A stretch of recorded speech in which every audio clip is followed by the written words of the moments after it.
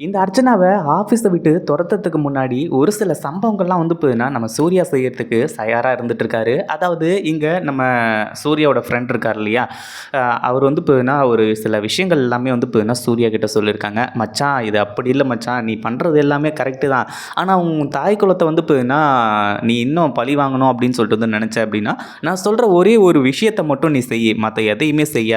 அப்படிங்கிற மாரி வந்து சொல்லி, ஒரு விஷயத்த வந்து பார்த்தீங்கன்னா சொல்ல ஆரம்பிச்சுறாங்க. என்ன விஷயம் அப்படின்னு பார்த்தீங்கன்னா, அதாவது நீயும் நந்தினியும் சீக்கிரமா ஒரு குழந்தைய பெத்துக்கிட்டீங்க அப்படின்னா அதுதான் நீ தரக்கூடிய ஒரு மிகப்பெரிய வழி அப்படின்ற மாதிரி வந்து பார்த்தீங்கன்னா சொல்ல ஆரம்பிச்சுறாங்க. அதாவது சுந்தரவல்லி வந்து பார்த்தீங்கன்னா இவ்வளோ நாளாக ஒரு கான்ஃபிடென்ட்டோடையும் நம்ம சூர்யாவையும் நந்தினியும் பிரிச்சிடலாம் அப்படின்ற நம்பிக்கையோடையும் இருக்கிறதுக்கு காரணம் என்ன, இன்னமும் அவங்க ஒன்று சேராமல் இருக்காங்க அப்படின்றது தான். இப்போது நம்ம சூர்யா கிட்ட இது எல்லாத்தையுமே எடுத்து சொன்னதுக்கப்புறமா ஓ அப்படியா மச்சான் அப்படின்ற மாதிரி வந்து சொல்லிட்டு அடுத்ததாக வந்து பார்த்தீங்கன்னா நம்ம சூர்யாவும் நந்தினியும் வந்து பார்த்தீங்கன்னா ஒன்று சேர போகிறாங்க. இதை பற்றி நீங்கள் என்ன நினைக்கிறீங்க? இந்த வீடியோ பிடிச்சிருந்தா லைக் பண்ணுங்கள், ஷேர் பண்ணுங்கள். இப்போ தான் நம்ம சேனலுக்கு ஃபர்ஸ்ட் டைம் வரீங்க அப்படின்னா சப்ஸ்கிரைப் பண்ணிக்கோங்க.